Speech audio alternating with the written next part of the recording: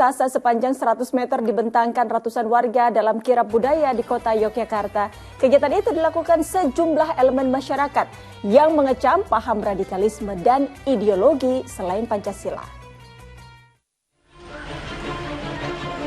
Inilah bendera merah putih raksasa yang dibentangkan ratusan warga dari berbagai elemen masyarakat di kawasan Tugu, Yogyakarta. Bendera selebar 3 meter dengan panjang 100 meter ini diarak dalam pawai yang mengangkat kecaman serta penolakan terhadap gerakan radikalisme. Paham-paham radikalisme yang kian marak merasuki dan tumbuh di Indonesia menggugah hati ratusan warga baik tua maupun muda di kota Yogyakarta. Satu barisan menolak khilafah, khususnya di DIY, pada umumnya di NKRI. Tidak ada ideologi selain ideologi Pancasila. Tidak ada bendera lain selain bendera merah putih di Indonesia. Diharapkan kegiatan ini menumbuhkan rasa nasionalisme generasi muda yang rentan terpapar paham radikalisme seperti paham khilafah dan khilafatul muslimin serta ideologi selain Pancasila. Selain itu, kewaspadaan akan masuknya paham-paham radikalisme harus ditingkatkan guna menjaga persatuan dan kesatuan NKRI. Nasrul Nasir melaporkan dari daerah istimewa Yogyakarta. Masya Allah, semoga dengan kegiatan tadi bisa menumbuhkan rasa nasionalisme kita terhadap tanah air tercinta Indonesia. Ustaz Subki, mengenai radikalisme, saat ini banyak oknum yang menganggap akan hukum-hukum Islam yang dipelajarinya itu lebih baik dibandingkan dengan ideologi negara. Dan bagaimana kira-kira agama dan ideologi suatu negara ini bisa disandingkan begitu, Ustaz? Baik, bismillah, alhamdulillah, wassalatu wassalamu ala sayyidina rasulillah, amma ba'du. Ini memang problematika yang sekarang ya marak ya dengan adanya ya beberapa kelompok yang kemudian ketahuan membuat negara dalam negara gitu ya. Ya sesungguhnya kalau kita melihat agama, ya agama ini kan merupakan cara hidup ya, yang ini merupakan hak asasi, hak dasar setiap manusia untuk beragama. Dan di negara kita juga semua pemeluk agama dihormati dan diberikan kebebasan untuk menjalankan aturan sesuai dengan agamanya.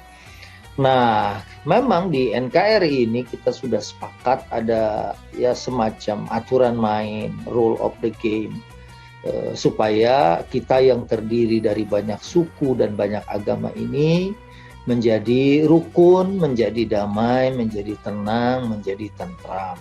Mudah-mudahan ya kita tidak membentur-benturkan agama dengan ideologi negara atau sebaliknya. Ya karena ini adalah merupakan satu kerugian. Tapi kalau ini berjalan secara bersamaan, ya karena memang dalam agama juga walaupun tidak ada hadis hubbul waton minal iman, tapi ternyata kita mendapatkan bahwa Rasulullah itu misalnya begitu cinta dengan kota Mekah dan kemudian saat diminta oleh Allah untuk hijrah pun kecintaannya kepada Mekah begitu luar biasa. Kalau bukan karena perintah Allah Subhanahu wa taala, Nabi Shallallahu Alaihi Wasallam pun tidak akan meninggalkan kota Mekah yang dicintai sebagai tanah tumpah darahnya, sebagai tempat kelahiran beliau Shallallahu Alaihi Wasallam. Namun karena menjalankan perintah Allah, kemudian Nabi taat akan perintah Allah Subhanahu Wa Taala, akhirnya beliau pun hijrah ke Madinah. Jadi kalau kita lihat di sini memang kita sudah dianugerahi Indonesia, kita bersyukur, kita patut menjaga. Kita melestarikan keberagaman yang ada dan kemudian setiap suku saling menghormati, setiap agama juga menghargai dan toleransi. Ya insya Allah negara kesatuan Republik Indonesia akan terus sesuai dengan cita-cita para pendiri bangsa ini. Amin ya rabbal alamin. Ustaz, sebenarnya apa penyebab dari munculnya suatu radikalisme? Apakah adanya salah penafsiran terkait ideologi negara dengan kitab suci Al-Quran? Ya, memang ada menarik sekali kemarin itu sayang tidak ada bersama saya. Kemarin saya dipinjemin salah satu tesis gitu ya. teman saya yang menulis tentang kalau kita misalnya tidak berhukum dengan hukum Allah, apakah kita termasuk orang yang zalim, kafir gitu. Karena memang ada ayat yang menyebutkan wa man lam yahkum bima anzalallah. Nah, di situ faulaika humul kafirun ya, dan seterusnya. Nah, itu diurai dengan sangat cantik sekali gitu ya, bahwa memang gitu ya, kita misalnya kita memegang agama kita secara kuat gitu ya. Namun kita juga harus menghargai ya perbedaan yang ada ya, dan kemudian misalnya kita tidak lantas memaksakan pemahaman dan keinginan kita itu kepada orang lain.